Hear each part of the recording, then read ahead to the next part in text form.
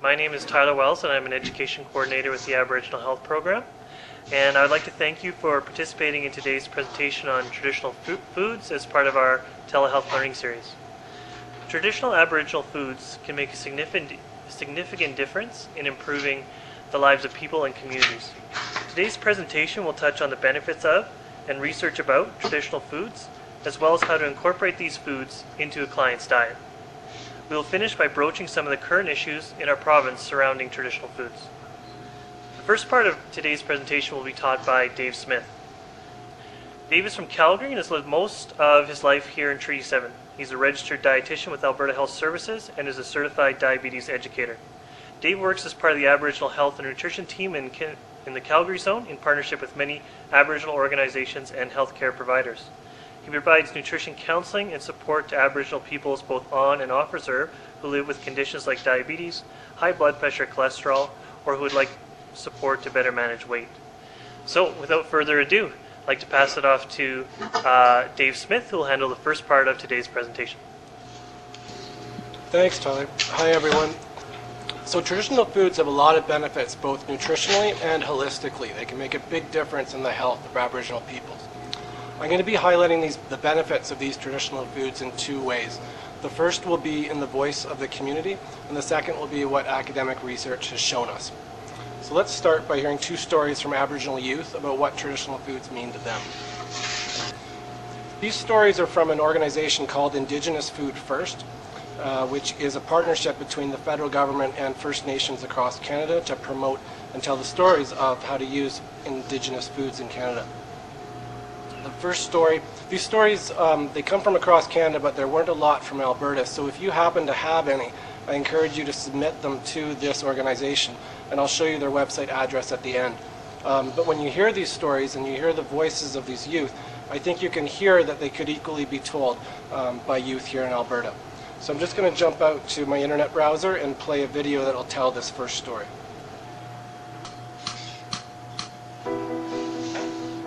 It's hard to live in two worlds. I was born in Victoria and lived there all my life. On my mom's side, my family is from Chinook and most of my family still lives there. I go back and forth a lot between Victoria, Chinook, and my dad's side of the family in Duncan. When I'm at home in Victoria, we just buy fish from the grocery store, but when I'm visiting my family in Chinook or fishing with my dad, the fish is just caught from the lake, river, or at least fresh from the local meat or fish market, not at a grocery store where it has been processed and packaged. I remember when I caught my first fish. I was 8 years old. My dad and I were at Lizard Lake. We were not expecting to catch anything. When I felt a tug on my rod, I thought it just got caught on seaweed again. So I started reeling my rod in, trying to free it from seaweed. But when the hook reached the surface, I was surprised to find a fish on the other end. That night, we cooked our fish over our campfire, and that was one of the best fish I ever ate, not only because of the taste, but mostly because of the feeling of accomplishment that I had caught a fish all by myself. Sitting down and eating with my dad's side of the family is one of the few times we all get together. I've tried many foods, and there's few I don't like. I also love most of Chinook's traditional foods, like fish, deer, and berries. One of my favorites is salmon. I don't just eat salmon when I'm visiting in Chinook, I eat it all the time, but it is different in quality and taste. I live in the city, but a lot of my family lives in the country. When I'm out in the country, I want to be back in the city with all my friends. When I'm in the city, I want to be back in the country with nature. I always have to make sure I have time for everyone, but I like that I have lots of different family and different places I can go.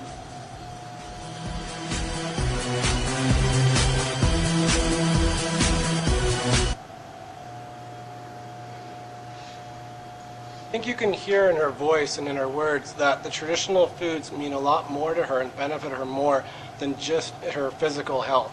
Also, clearly her emotional health, her mental health, with the bonds that she has with her family when she eats them, and also actually going and getting them.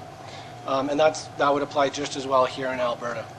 The second story is, unfortunately, there wasn't a video or an audio for it, so I'm just going to read the story here. You can read along, but it's powerful too. This is called Spring Goose Hunt. It's springtime here in James Bay Cree country. People are on the land at their camp for annual spring goose hunt. When the first goose is harvested, the practice is to cook the goose, pray in thankfulness to our ancestors for practicing sustainable goose hunting methods so that we can enjoy this food today. We pray in thankfulness to the goose spirit for offering its life so that we can survive. We also pray in thankfulness to all of creation for this gift, that all will have a safe and good hunt. An offering of a piece of goose meat with all the fixings is put into the fire. Then we feast. This practice is done every spring as our ancestors have done in our family. It was certainly a safe and good hunt. The bounty was plentiful. The geese were shared and everyone has a supply for the year. We smoke-dried some geese called nameshtek, and others were kept whole for either roasting or for special dinners such as Christmas, while others will be boiled with dumplings. I can't say which one is my favorite way of cooking. I come from a traditional family who continue to practice this lifestyle of harvesting from the land when we can get away from our workplaces. It is difficult living in two worlds, but one day I will spend most of my days there at my camp, hauling water, splitting firewood, and taking in the privilege of receiving gifts and thankfulness. Miigwech Shimindo, by Lillian Trapper, a youth in Ontario. So if you have a story about traditional foods in Alberta, please do send them to that website, but I think all of these themes apply just as well here. And especially this story by Lillian shows the spiritual health benefits of the traditional foods in addition to the physical, the emotional, and the mental that we've already covered. So those are just two voices from the community about the benefits of traditional foods for them. Again, that website address, if you're interested, is iffculture.ca, and that's their website right there. So now we'll get into a little bit of academic research about the benefits of traditional foods. A study out of UBC and UVic that looked at what cultural factors were protecting the health of Aboriginal people in at-risk communities. And they absolutely found that traditional foods had a benefit, that clients who had traditional foods had health benefits that those that did not. But they found 5 other linked themes that I wanted to mention that they found to be health protective that we can also support here with AHS in our practice. They are connection to the land and health, traditional medicine, spirituality, traditional activities, and language. And in my nutrition classes, because I'm able to partner with a Aboriginal health program traditional wellness counselor, we have all 6 of these. Traditional foods, absolutely, and the other 5 too. Traditional wellness counselors are in all zones in AHS. They may be called cultural helpers in your zone, but they're available for consultation and collaboration in person or over telehealth, no matter where you are. And this is just a picture of where Pablo, who you'll meet in a second, the traditional wellness counselor, and I collaborate and hit all 6 of these points in my nutrition classes that support traditional foods. On the left is a special room that we have at my main clinic in downtown Calgary, and there Bobby Joe is doing a smudge. Pablo opens every one of my nutrition classes with this, and he also very, very kindly does a teaching and a drumming and a song, and really motivates these students to connect with all 6 of these points that the research has shown benefits their health in holistic ways. So I encourage you to connect wherever you are with your Aboriginal health program, traditional wellness counselor, or cultural helper, no matter what program you're in, to apply as many of these as you can, because we have research. We know that the research shows the health of Aboriginal people get better when they're connected to them. And I just wanted to mention my main site is the Elbow River Healing Lodge. We're an Aboriginal primary care center in downtown Calgary at the Sheldon Schumer Health Center. And for any practitioner in Calgary zone, if you have a client who you think would benefit from more specialized Aboriginal cultural supports, we have an Aboriginal mental health team, we have myself, we have Pablo, we have Aboriginal specialist doctors and a nurse practitioner, in addition to our ceremonial room there. We're a very special place, so please do send clients our way. Clients could always ask for us on 811 and they'll be directed there. These are just some pictures of other traditional wellness counselors and cultural helpers. There are many more. I unfortunately just didn't have their pictures. The second study that I wanted to talk about measured cultural continuity, so how well a community followed its traditional culture and the rate of diet, which includes traditional food, and rates of diabetes, And the research showed that the more closely the community followed their traditional culture, the rate of diabetes went significantly down, which is very, very powerful. It's very hard to measure how well or how often a community eats traditional foods, so their quantitative unit of measurement was how often the traditional indigenous language was spoken. But in the research, they clearly demonstrate that the people of the community associate traditional foods with cultural continuity as well. So we really have an evidence base in academia that supports what Aboriginal people have known for millennia about their culture being health protective. Here is just a representation of what we know also about how to prevent, say, diabetes as one chronic disease, and traditional foods can have a key role in this. These are the factors that reduce a person's risk of developing diabetes, and having a healthy diet, exercising regularly, and having a healthy weight take up much of that reduction in risk. And most traditional foods, be it wild game that's extremely lean or berries that are relatively low calorie, can have a huge role in achieving this. And other studies have confirmed this as well. This one happens to be from the Annals of Internal Medicine. Just a great picture too. Okay, so we'll get to some nutrition profiles here and some hard nutrition data. So buffalo or bison is very and low in fat, and it can be bought in major grocery stores, at least here in Calgary these days.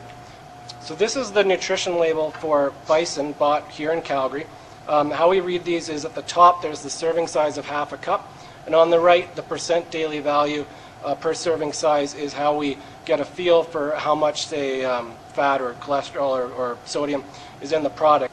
All right, so the nutrition label, yeah, so if it's 15% or more on that far right column, that means that it's high in whatever they're talking about, so high in fat, for example, per the amount, the serving at the very top.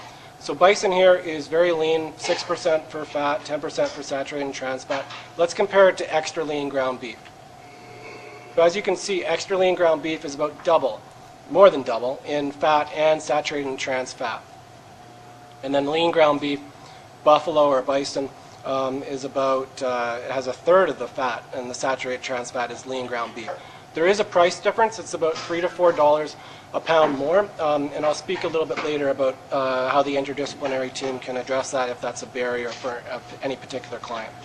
But just an amazing nutrition profile. I mean, this blew me away. Half the fat of extra lean ground beef. Now, wild game as a whole is even better. This comes straight from the Canadian Nutrient File, which is maintained by the federal government online. And this table shows the percent of calories from fat per wild game, be it elk or deer or moose or whatever. And I've included the ground beef at the bottom for comparison. And some of them are just incredibly low in fat. So you get a big bang for your buck in terms of nutrition from these wild game. So they can definitely play a huge role in weight management. And then fish, especially in northern Alberta, absolutely healthy. The lake trout especially, and this is right from myhealthalberta.ca, they're cited as being equivalent to, say, salmon or mackerel as sources of omega-3 fatty acids, which are good for the heart. And I've seen the actual tables where they quantify this, and absolutely it's correct. Lake trout is the friendly fish at the very bottom there. And then berries. This is a resource from the Canadian Diabetes Association that many dietitians use in their practice called Beyond the Basics, and it just highlights that many berries are relatively lower in sugar. So in the middle, you can get 2 cups of berries to be about 15 grams of available carbohydrate, and we call that one choice. We use that when we're making a meal. So one choice is about a snack. So you can get 2 cups of berries is a lot of berries, especially compared to some of the alternatives there, like one small banana. And some of the berries would be blackberries, strawberries, raspberries, boysenberries, and gooseberries. So yeah, berries are awesome. And we have resources to support that. Pemmican, this is an example of pemmican. So just the nutrition profile for pemmican will vary based on how much meat and fat and berries and which type go into it. But that's what it is. It's a mixture of finely pounded meat with some fat and berries. It's a long-lasting, very energy-dense food. And there are some pictures of it being made in the past. And of course, Bannack fry bread and Indian tacos. So these are not actually technically traditional foods. They were adapted from Scots traders. But they're so common now that we absolutely, work with them as a traditional food because they're eaten so often. In the top left, that picture shows really accurately what a Canada Food Guide serving of Bannack is, which is often smaller than what's served in the community, but about 2 inches by 2 inches by 1 inch. Fry bread is delicious, I should say first, and if you haven't had it yet, I really encourage you to. at Aboriginal Week, if not earlier. But it's sort of like a fried, almost reddish dough, and it's great. And that is usually a serving size that, yes, we see in the community. But like any fried product, the calories go way up. So we teach a lot about how these can fit, especially as treats, but what's a healthy portion size. And then at the bottom, there's an Indian taco. An Indian taco is often served the size of a plate. That's what I've seen at powwows. And it's got, say, ground beef and beans, cheese, tomato, lettuce. And later on, I'll show you a picture of how we educate about these in our classes. That one there is probably about 1,100 or 200 calories, I would say. And I'll show you an exact example in a second. But that's the average size at a powwow. So I tell every one of my classes, someone's going to make a ton of money when they start selling healthier options at powwows. Because I haven't met a client yet that doesn't want to be healthy. It just needs to be easier, more convenient, like anyone, and at the right price point. So you can imagine how well mini Indian tacos would sell, a mini Indian taco booth at a powwow. And I'll show you how many calories those work out to be in a second. So please steal that idea, share it with your classes, dietitians out there. Okay, and then traditional drinks. So 300 years ago or 200 years ago, if a person here in the foothills or in northern Alberta was thirsty, what would they drink? Water, maybe tea. And then these days, unfortunately, because it's so available, many of my clients at least have pop. Or they try to move in the right direction and they have juice. Unfortunately, many don't know how to read a nutrition label yet, or have forgotten. And they don't know that the amount of sugar is very, very close. As you can see from this label, it's almost exactly the same. Roughly about 9 or 10 sugar cubes in that one can. You can get that by dividing by 4 from the amount of sugar. So the promotion of traditional foods, absolutely. Registered dietitians are key. We can help in person and also via video conferencing, telehealth like we are today. In my role, I see clients in person at the Elbow River Healing Lodge, but I also do telehealth clinical work with the Siksika First Nation and the Stoney First Nation. We're moving into providing classes too. So I'm going to show a slide in a second that shows all the Aboriginal communities in Alberta. And now in 2015, as long as they have this telehealth equipment, there's no reason that we can't support them, and we should be there.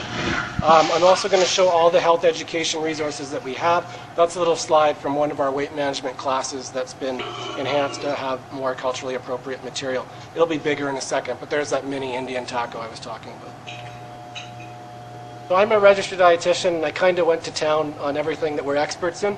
But I believe in everything here, and one-on-one teaching and support, motivational interviewing, reducing the cost of meals, supporting traditional foods, group classes, improving food security at a community level, and food skills at an individual level, community public health and school nutrition, teaching about healthy cooking ways, and so much more. When we meet someone one-on-one, we're literally there for them. So whatever they want to work on, whatever their priority is, we'll support them with that. And at a community level, we'll do everything we can too. So we're like the Swiss Army knife of healthcare professionals. So if your community needs a registered dietitian or wants more capacity, more FTEs of registered dietitians, please contact. I'd recommend the Aboriginal Health Program Manager in your zone if you're an Aboriginal community, because they will connect you to the appropriate nutrition services person. And our jobs here is really to meet your needs. And if we don't have the capacity, then let us know what your needs are and we'll go get more capacity is what I would say. Okay, so we also in AHS have a working group of dietitians who work in the Aboriginal community, and we've adapted the standard 4 weight management classes to include traditional foods. And this slide has Indian tacos. So on the left, there's a smaller one than the one I showed earlier. So that's why I knew that it is 976 calories. The one that I just showed you is a bit bigger, so I bumped it up a little bit. But there's a mini Indian taco, 409 calories. We call that a small meal for most people. But it's almost harm reduction because you're just cutting down the calories really well. But this is an example of a healthy change. Another thing people could do is just split the Indian taco in half. But people really need to learn, people really benefit from learning where are the hidden calories that are throwing off their health goals. And that's what we help with the most. Where's the hidden sugar? Where are the hidden calories? And what's the easy, healthy thing to do? And this is another slide from a similar class. We teach clients about what foods, say, are go foods, continue, like whole wheat baked Bannack, if they're making, Bannack or an Indian taco. And then stop foods, we help people see the difference that way by using those categories in these classes in some handouts. And so there's an example of a pretty big, large, fried, cheesy piece of Bannack there. So these are just excerpts from our classes that we can use to support traditional foods. Our supports also extend to classes, especially for youth. You may have heard of the MEND program, Mind, Exercise, Nutrition, Do It. These are some of the resources adapted for the youth of the Siksika First Nation to use this program. And the half of the slide on the left really brings home how innovative and adaptable and resourceful Aboriginal people were to find food solutions, generations ago, which speaks to holistic health, I think. And also on the right, we have a lot of different hands-on sort of cards that are used to sort foods into a food group if they are part of a food group. And traditional foods are definitely highlighted there. At the South Health Campus, we have a wellness kitchen where dietitians in partnership with the wellness staff teach hands-on methods for healthy food prep. I hope that one day we have a class there for traditional foods. And in your zone, I'd encourage you to consider, do you have a kitchen in a community center where a similar education can be done? Because we're doing it with dietitians right here in Calgary. And I mentioned telehealth. Telehealth is fantastic. We've had huge successes with it. What we do for one-on-one counseling is we have all of our stuff is there, our teaching supplies, and if we want a client to grab a handout, we have binders that are numbered per handout, and it works really, really smoothly. So we can promote traditional foods that way no matter where the client is. This is a map on the right of all the Aboriginal communities in Alberta, and with telehealth we can reach them. On the left is an example of what it looks like, and on the bottom left, that's an open house in BC of when they started a telehealth program. And this is how they introduced it to the community. And I just thought this was a fantastic idea I wanted to share with people. I wish we had thought of it. But what a great way to connect the community with this new service that's there for them and what their needs are. I'm going to show a series of resources now. This is a free Métis cookbook PDF made by the National Aboriginal Health Organization. So anyone can download this, and it's wonderful. It's a very beautiful piece of work that they made here. Canada's Food Guide has been adapted for Aboriginal communities, and it highlights traditional foods. It has Bannack in it. There's the portion size that I mentioned. And clients love this at health fairs. If you ask them, did you know Bannack's in the food guide? They're like, no. And I'm like, yeah, really. And then, you can show it to them. So it's a great conversation starter. I love how they promote physical activity right on the front of the Aboriginal Food Guide, too. They don't do that in the standard one. Berries, you can see, are highlighted. There's traditional meats. This handout works out great with the handouts we have developed internally here at AHS, because in the Aboriginal Food Guide, they took out the sample nutrition label that's in the regular one. They did that to make the document smaller, but clients get a lot of value out of that education. So it works really well combined with the handouts that we've made here at AHS in the Department of Nutrition Services. And here's one of them. This is our newest resource for healthy meal planning for diabetes. And you can see that baked Bannack is right at the top because it's alphabetical, but it's absolutely right there with some real helpful structure about what is a good portion size to be one carb choice, and from that they can make a healthy meal. So I'm really proud of these handouts. They did a great job. Just the Basics is a series of resources made by the Canadian Diabetes Association, and you can see berries again on the left have been highlighted. Traditional meat's a little bit hard to read, I suppose, but traditional meat is also definitely highlighted. So these are just some of the handouts that dietitians out there, wherever you're practicing, this may come in handy for you. The old Chinook Health Region made a great cookbook of recipes that are appropriate for the community, and one of them was actually making fry bread healthier. And I love this handout. I got it from a veteran nurse that was at Elbow River. So any of these handouts, please, if you want them, just contact me and I will send them to you right away. This I received from the Aboriginal Diabetes Wellness Program in Edmonton. They're out of the Royal Alex, and these are great handouts about specific traditional foods that can be used to promote and highlight them. Thanks, Jane. This one is about moose, and it's very detailed. I like it a lot. And this is about wild plant grains. So there's a whole series of these. We really do have a ton of resources to promote traditional foods. There are, of course, some challenges. Environmental concerns are coming up more frequently. The provincial government maintains specific instructions at mywildalberta.com for, depending on what region of the province you're in, what are the guidelines. And so I've put in the first 4 to 5 areas noted there, and it differs a fair bit, eh? I mean, some of these lakes are avoid, and some of them are, you know, there's a healthy limit. So as dietitians, what are the evidence-based guidelines for advising about these things depending on what part of the province that you live in? It's all on this website. And that extends to wild game and eggs. I think this is going to be talked about more, but climate change has been mentioned by elders as a factor. And I wanted to mention, if there's financial barriers to eating traditional foods, or any foods in particular, I know we do this anyway, but I would just emphasize referring to the interdisciplinary team. At Elbow River, we have a person named Rosemary who's excellent, and her position is called a community liaison.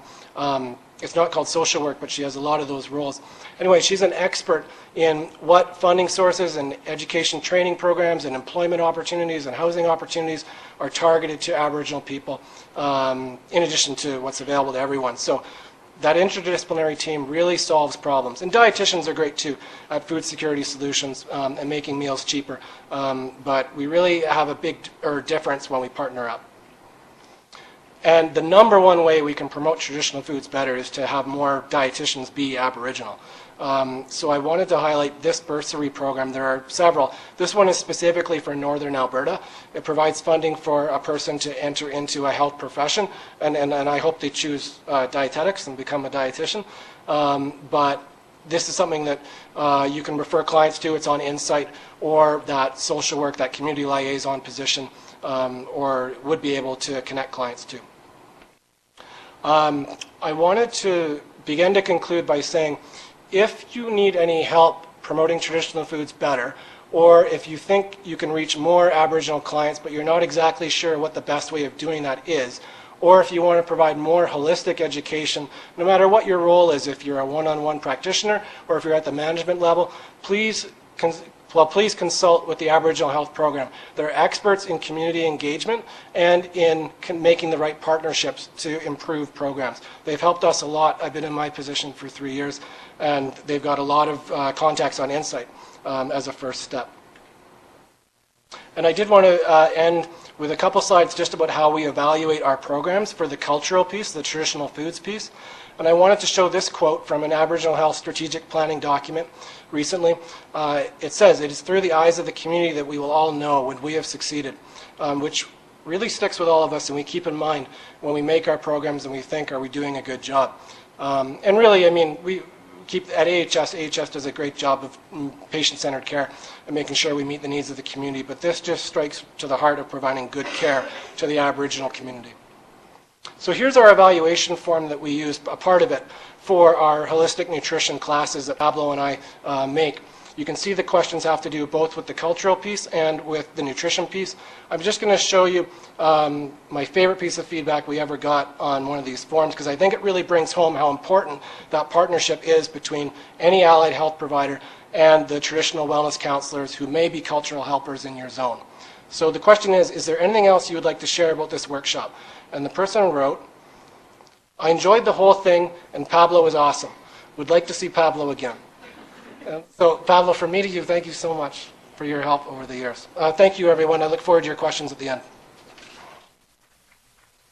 Thank you very much, Dave. That was a great presentation, lots of information, and I found it very, very encouraging. So thank you for your time, and thanks for all the effort and energy you put into that. So I'm going to move forward, and I'm going to introduce Pablo and Wayne. They're going to speak from their perspective on traditional foods. And so I'm going to introduce them both at the same time. Pablo will present first, and then Wayne will finish. So Wayne Burnstick is Cree from the Alexander First Nation in Central Alberta. His first name is Asani Awasis. I definitely should have practiced that before right now, which means rock child in the Cree language. Wayne's greatest joy is being able to follow the traditional ways and teachings of his grandfather and having the support of community elders. He's been employed with the Alberta Health Services Aboriginal Health Program for the past 8 years as an Aboriginal cultural helper at the Royal Alexandria site. Wayne is now the cultural team lead for the Edmonton zone, responding to the cultural needs of Aboriginal patients, families, and the Aboriginal Health Program. So Camille, or Pablo Russell, is Blackfoot from the Blood Tribe. His traditional name is Shooting in the Air, which was given to him by his uncle. Pablo is an elder, respected teacher, traditional healer, sun dancer, and Sundance leader who enjoys sharing his knowledge and teachings with others. Pablo has worked extensively throughout Europe and Canada, leading ceremonies, telling stories, and presenting about his traditional ways. He currently works as a traditional wellness counselor at the Elbow River Healing Lodge, and apparently he's doing a great job, and acute care clinic providing services to Aboriginal patients and their families. So we are very, very fortunate to have their wisdom and perspective, and so I'd like to hand off the presentation to Pablo Russell.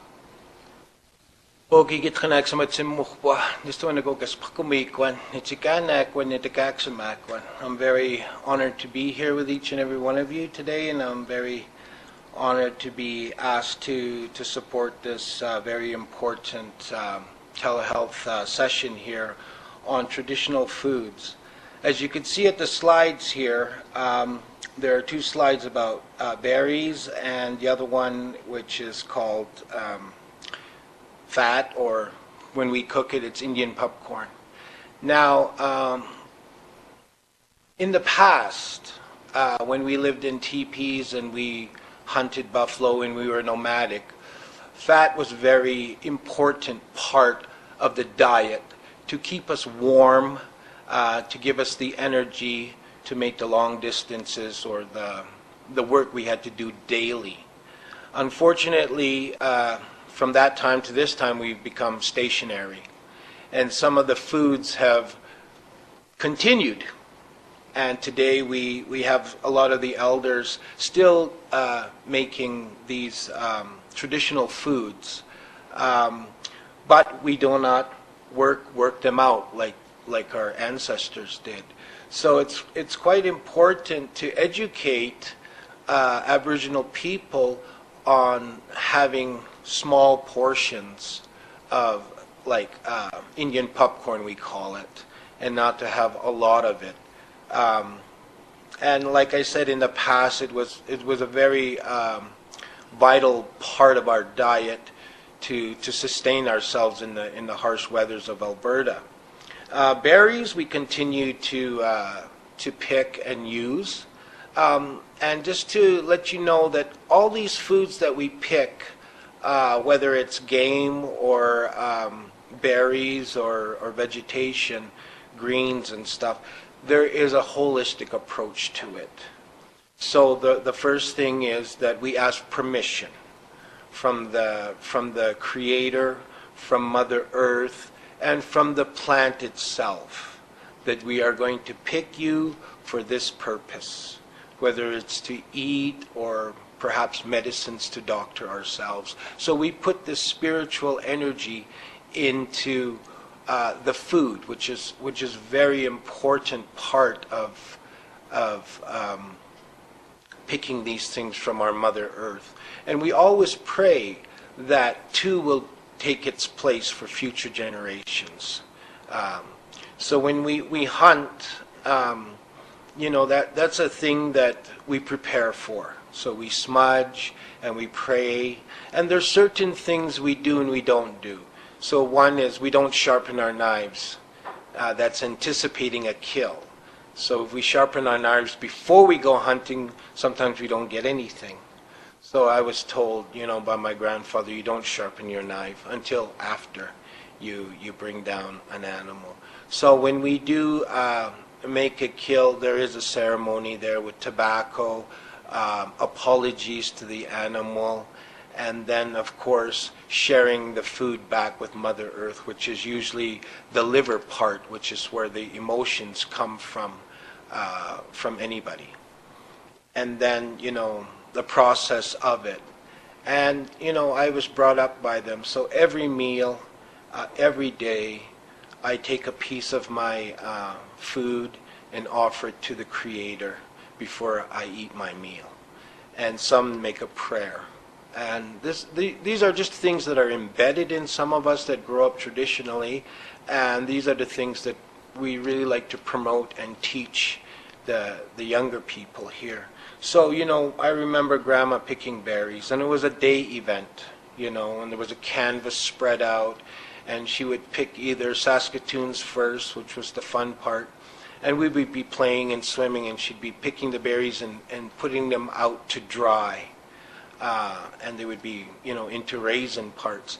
And then later on, a month or two later, was the chokecherry season, where she would be crushing them with two rocks, and then making they look like little hamburger patties, and drying them in the sun, and these would be stored away with mint, which kept the bugs out and kept them fresh,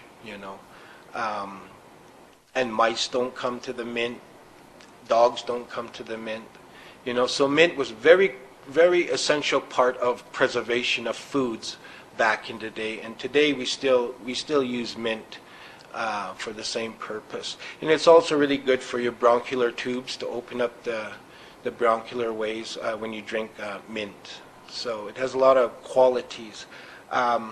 So today, we have freezers. So a lot of this drying, not too many people do that anymore. So you can get berries and freeze them and refreeze them and freeze them and refreeze them. That's one of the foods that you can refreeze is berries, And it's very important for me to have my berries. Grew up in a traditional way, so vitamin C for me is from the berries. I don't really eat apples or oranges or bananas. My kids, they eat a little bit of it, but berries, yeah, that's where we get our vitamin C's. And so the mixture of it, which is pemmican, is a complete food. You can just live off on pemmican. And we make it with meat, Saskatoon or choke cherries. Further north, they use fish, or different kinds of game to make pemmican. And I think it's just across Canada that they use pemmican, especially when you travel. It's a really good food, yeah. So, and we make pemmican berry soup, which is a very delicious thing. And stories tell us that we were first vegetarians, and the buffalo used to hunt us, and then Napi came and switched it around and taught us how to use the buffalo jump and to hunt buffalo.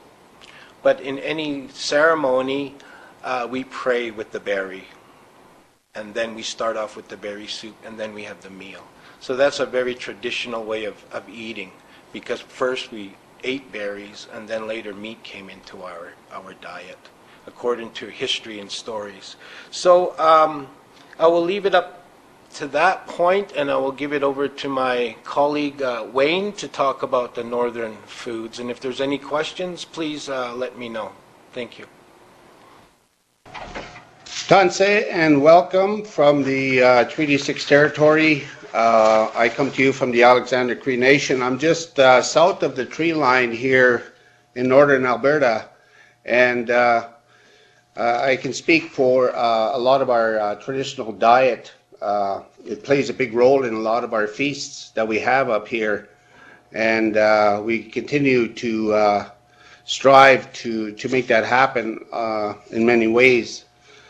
And of course, we are always guided and influenced by our traditional elders. I wanted to talk about a little bit more about the traditional way of life and the impact that some of the changes have been taking place. I listened to a lot of our elders over the years, and we are always encouraged to listen to the land and listen to what the land is telling you, and the teaching that come from that. So I was really eager to share a little bit of what our knowledge keepers have, especially in this territory, because north of here is a lot of traditional land, and a lot of traditional hunting happens still up there. And some of the impact that we have noticed over the years in speaking and listening to our elders And I'm so grateful that the elders have passed on that knowledge to me.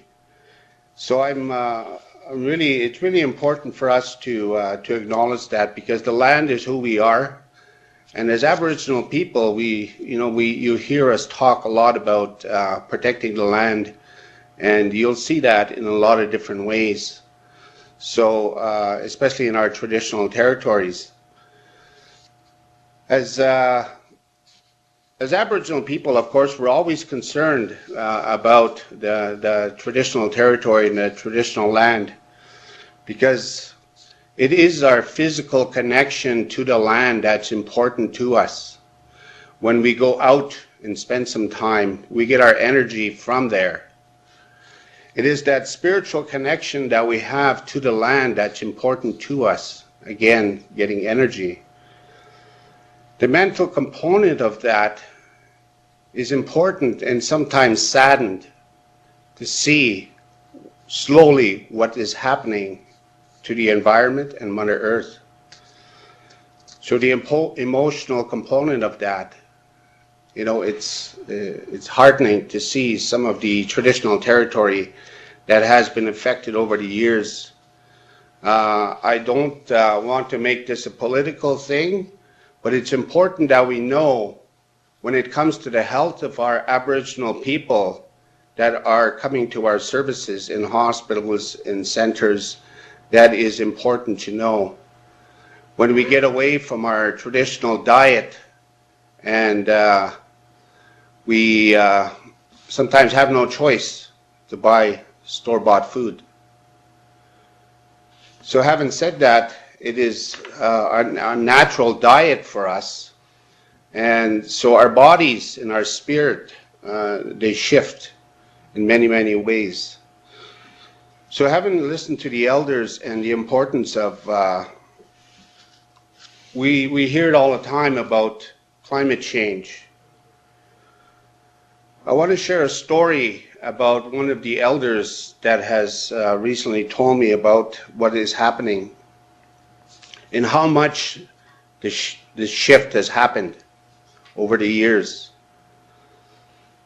The story comes to us from this territory about, we call it April is Frog Month to us.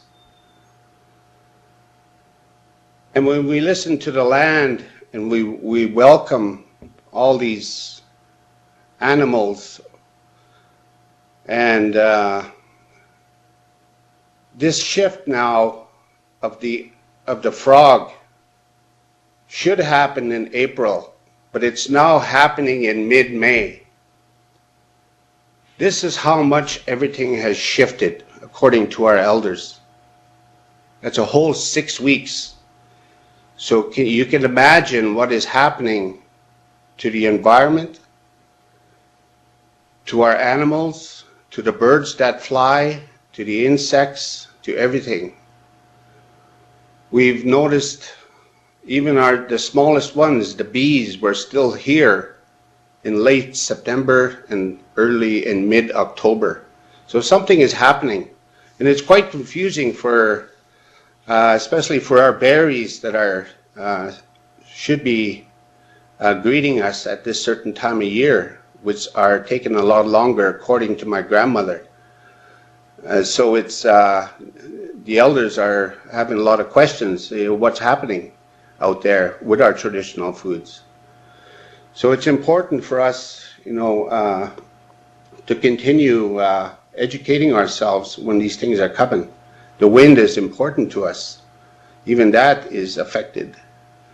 And of course, our traditional way of life, especially up here in the northern Alberta, and when it's affecting our animals, especially our moose. So now a lot of our hunters go out and they make that kill. But when they start to skin the moose and take it apart, there's a lot of damage in there. A lot of our moose and the lungs and everything are quite damaged. And that's from the environmental impact that we see.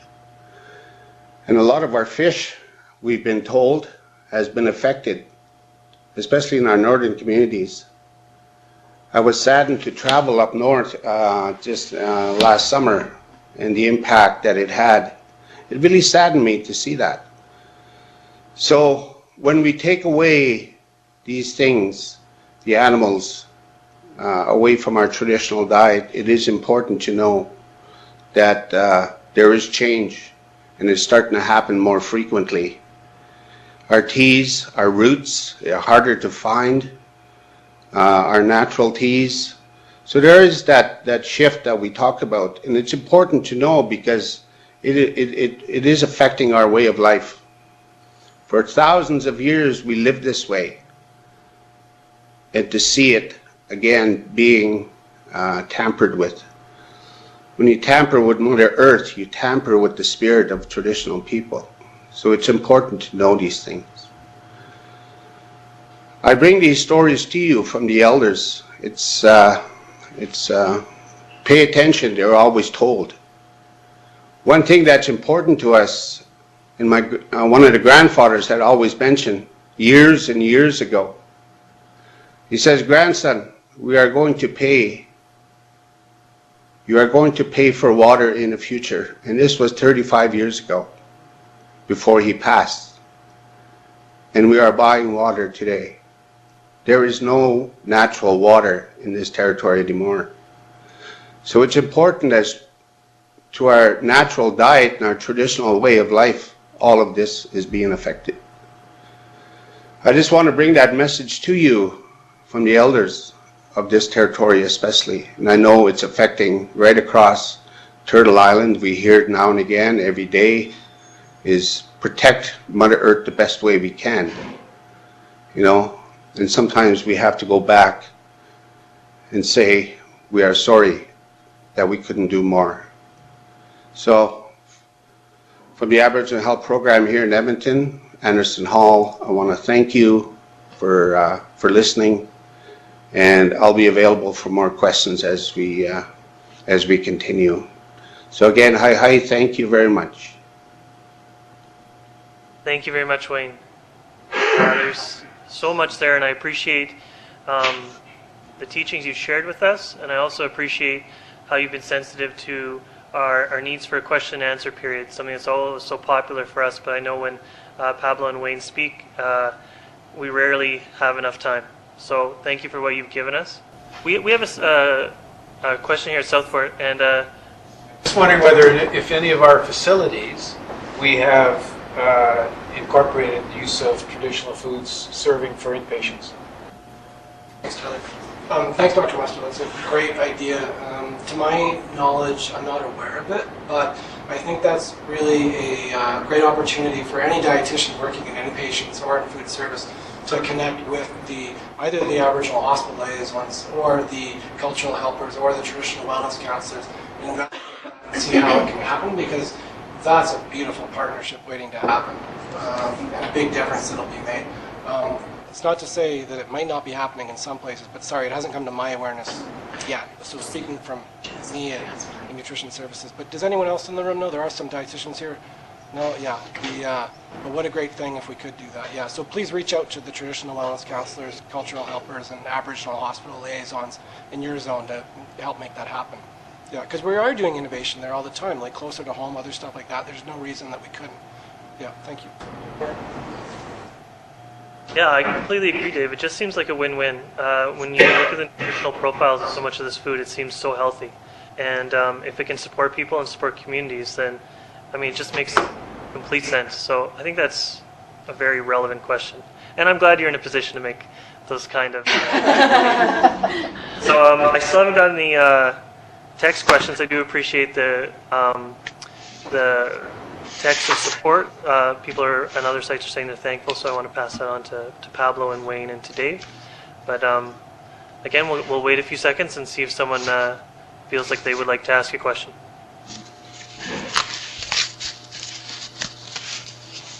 Well, we have another question in the room, so I'm just going to repeat that again for the other sites. Please go ahead. Thank you. So my question is to Pablo. Pablo, I'm very interested in terms of if you could explain the berry soup a little bit more. So I'm wondering a couple things. I'm wondering, do you make it now with the traditional berries?